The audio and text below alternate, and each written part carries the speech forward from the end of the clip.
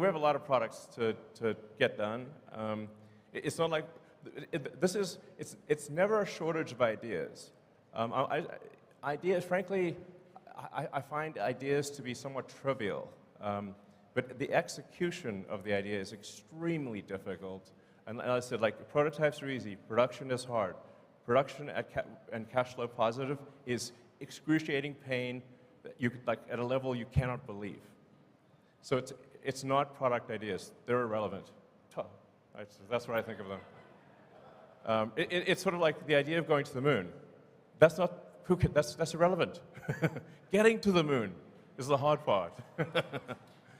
Elon, John Lopez from Orlando here. I've got two things for you real quick. The first one is, with rideshare being a growing thing, especially with Tesla owners, are we going to get a guest mode option available for that? The second thing is as an X-Plaid owner, I would really love to get track mode. As a what, sorry? X-Plaid. Well, Plaid has track mode. The Model X Plaid does not, though. Oh, Model X. Yeah, we can probably add that, sure.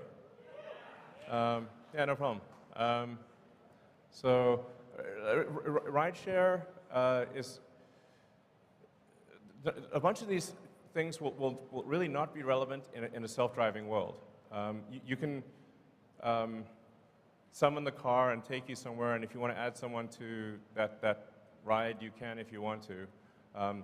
But overwhelmingly, it is about achieving self-driving, full self-driving. And you know, I think we're really getting to the final stages of full self-driving where, I mean, I drove for several days around Austin, just dropping pins in random locations, and had 0 safety interventions. So it's really, and even in the city of San Francisco, which is very complex, I haven't had a safety intervention in a long time. So I think it's getting to the point where, you know, admittedly, I have been optimistic about this in the past, but I think this time.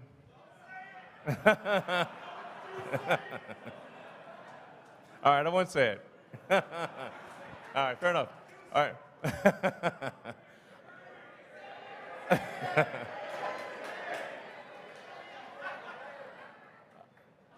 Okay, I think it'll happen, you know.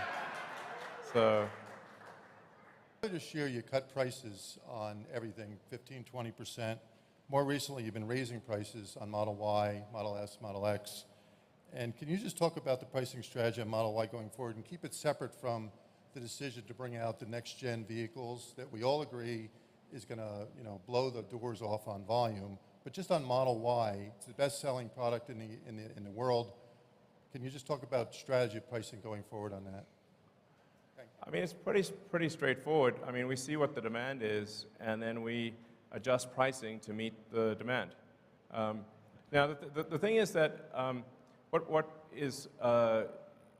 happens with other car makers is that they're actually constantly adjusting pricing on cars. It's just not obvious.